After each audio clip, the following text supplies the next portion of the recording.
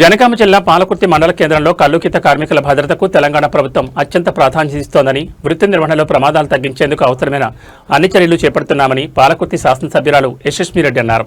పాలకుర్తి మండల కేంద్రంలోని MLA camp కార్యాలయంలో తెలంగాణ ప్రభుత్వం జిల్లా వెనుకబడిన తరగతుల అభివృద్ధి శాఖ జనగామ జిల్లా ఆధ్వర్యంలో శిక్షణ పొందిన కల్లుగీత కార్మికులకు కాటమయ్య రక్ష కిట్ల పంపిణీ కార్యక్రమం ఘనంగా నిర్వహించారు.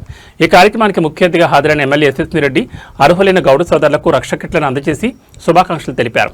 ఈ సందర్భంగా ఎమ్మెల్యే మాట్లాడుతూ గౌడ సోదరులు తమ వృత్తి నిర్వహణలో ప్రతిరోజు ప్రాణాలను పణంగా పెట్టి చెట్లపైకి ఎక్కి పనిచేస్తూ ఉంటారని, అలాంటి ప్రమాదకర పరిస్థితుల్లో వారి ప్రాణాలకు భద్రత కల్పించేందుకు ప్రభుత్వం కాటమయ్య రక్ష కిట్లను అందజేస్తుందన్నారు. ఈ రక్షా కిట్లు కార్మికుల ప్రాణాలను కాపాడడంలో కీలక పాత్ర పోషిస్తాయని తెలిపారు. ముఖ్యమంత్రి నాయకత్వంలోని తెలంగాణ ప్రభుత్వం అన్ని వృత్తి వర్గాల సంక్షేమ లక్ష్యంగా అనేక సంక్షేమ పథకాలను అమలు చేస్తోందని ఎమ్మెల్యే పేర్కొన్నారు.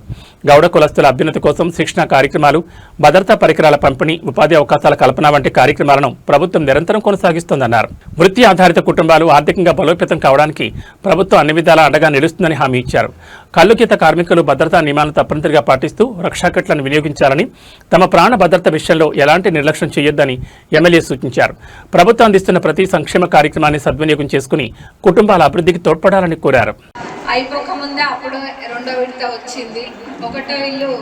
ఒకటో విడతవి గృహప్రవేశాలు ఇంకా నడుస్తూ ఉన్నాయి. అంటే ఆ ఒకటో విడత ఇచ్చిన వాళ్ళే ఇంకా కట్టుకుంటా ఉన్నారు. అది పూర్తి స్థాయిలో అయిపోకముందే రెండో విడత అనేది వచ్చింది మనకి.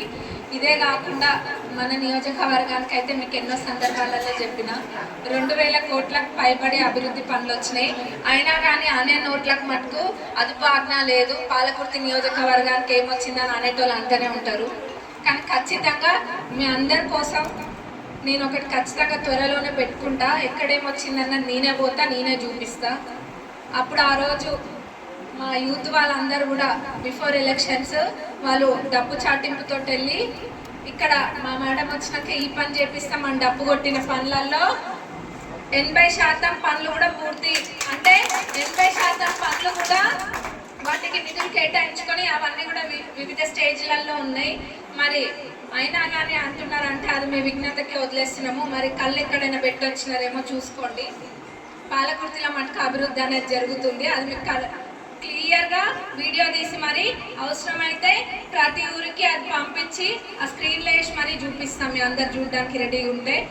ఇక్కడికి వచ్చినందుకు ముఖ్యంగా డిపార్ట్మెంట్ వాళ్ళకి అండ్ మీ అందరు కూడా ప్రత్యేక ధన్యవాదాలు తెలియజేస్తూ ముగిస్తున్నాను. Thank you.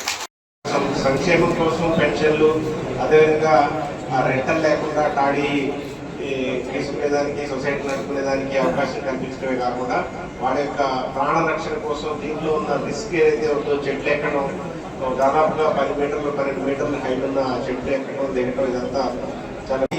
దాన్ని ఫిక్స్ చేయడానికి, అది వేసుకొని పైకి ఎక్కడానికి ఒక 5 నిమిషాలు 4 నిమిషాలు సమయం వేస్ట్ అవుతుంది. కాబట్టి మనము 10 చెట్లు ఎక్కేవాళ్ళు దీంతో పెట్టుకుంటే మనం 2-3 చెట్లు కూడా ఎక్కలేమనే అపోహతోటి ఆ విధంగా ఆలోచించి దాన్ని పక్కన పెట్టి తీసుకున్నవాడు కూడా వినియోగించట్లేదు. అది తప్పు అండి. ఒకసారి మొదట్లో కోరుకుంటున్నాం సార్. అలాగే